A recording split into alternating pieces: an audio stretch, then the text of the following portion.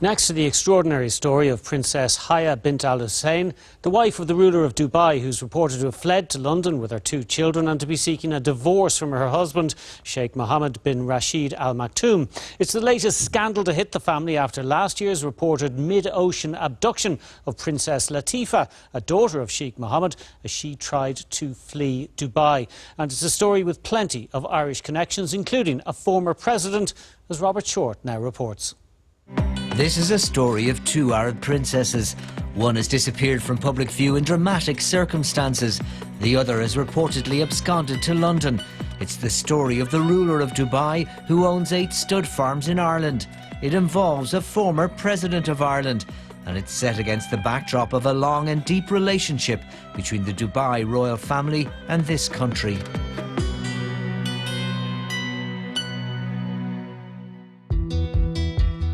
Last year, the world heard an incredible tale.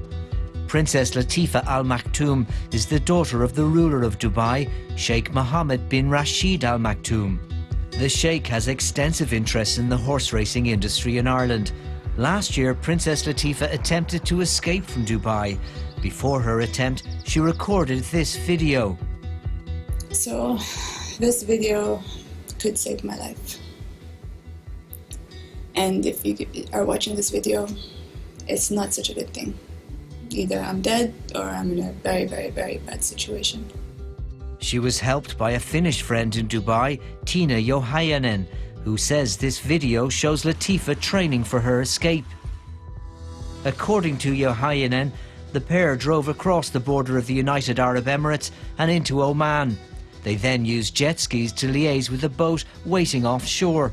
The boat was piloted by a former French intelligence officer, but they were intercepted. Armed men boarded and Latifa was forcibly returned to Dubai. Tiina recounted the tale to a Swedish chat show. 2 men dragged me to the outer deck and I was like pushed against the railing, and they were telling me to take my last breath and they were threatening to shoot my brain out. It's also been alleged that a sister of Latifa, Princess Shamsa, was kidnapped in Cambridge 19 years ago and returned to Dubai after she had absconded from her father's estate in the UK. Now enter former President Mary Robinson. She visited Princess Latifa in Dubai late last year at the invitation of Princess Haya bint Al Hussein, Latifa's stepmother and the 6th wife of Sheikh Mohammed. This is a troubled young woman who has a serious medical situation. She's receiving psychiatric care. She is in the care and loving care of her family. Mrs. Robinson was criticised for having said this at the time, prompting Princess Haya to give this interview to Mariam Finucane on RTE Radio 1. It's important to say that Mary made no judgment. I asked her here myself for her help, for her opinion, and for her counsel. And it's something that's a personal appeal to someone that I deeply respect. It's not anything other than a private family matter. Princess Haya is well known in Ireland. She spent some years of her youth here show jumping. In 2009, she gave this interview.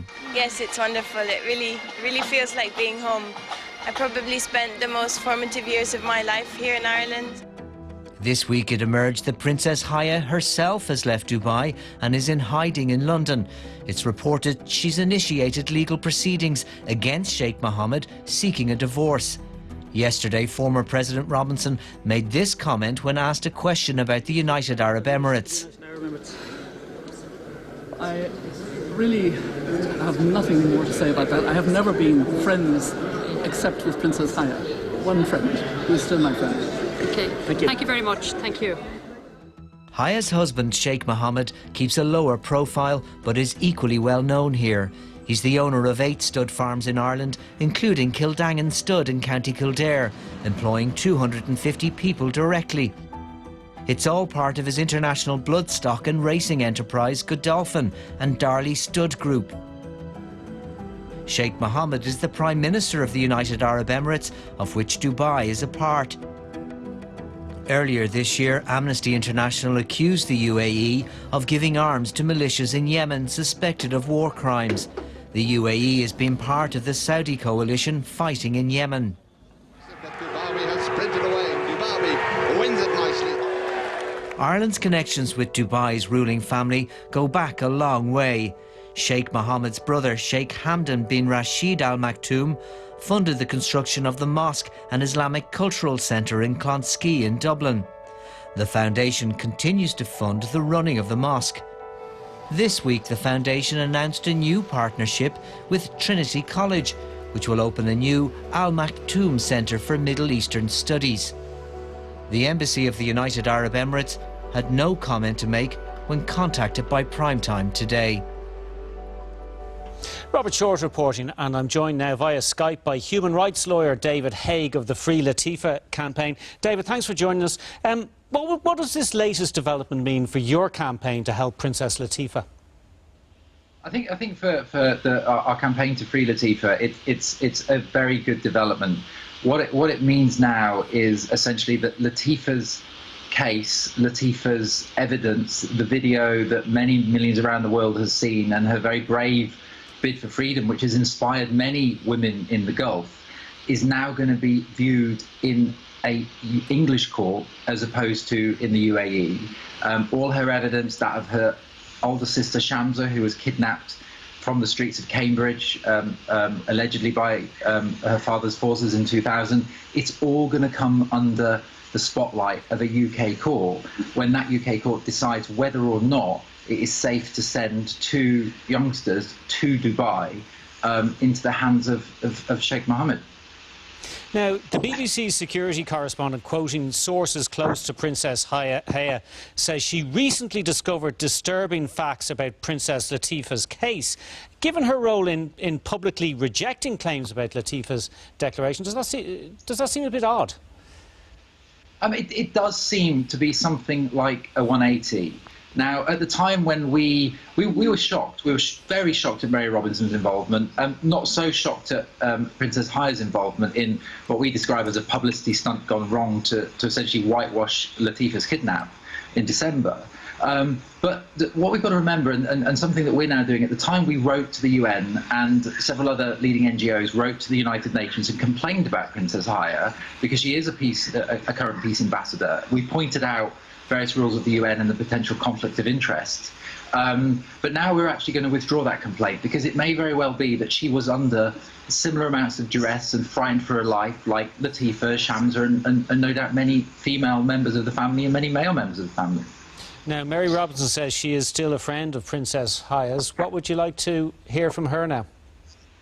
I think really now it was a chance for Mary Robinson to redeem herself early this year. She didn't take that chance. It's now a chance again for Mary Robinson to try and set right the wrongs that she's done to Latifa and many other women that would have followed Latifa or been inspired by her in the Gulf.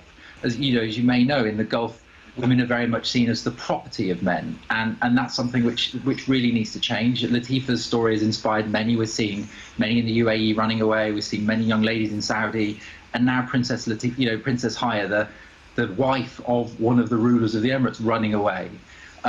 So I think Mary Robinson, being the only woman in that meeting that is free and safe to speak, needs to tell the world what really happened.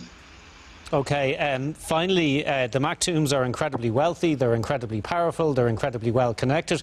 I presume the British government isn't delighted to have this problem potentially on their doorstep. I imagine it's a huge diplomatic issue for England as well as for the Middle East, but also and for Jordan as well, because don't forget there's Jordan involved here. So I think it's a potential issue. It shouldn't need to be. It should be dealt with as a normal family matter in the sense that divorces happen all the time, custody battles happen all the time. What usually there isn't, though, there usually isn't a very powerful and, as you said, immensely wealthy tyrant dictator who ignores laws all around the world, kidnaps his own family at his will. That's the difference here. OK, David Haig, thank you very much indeed for joining us.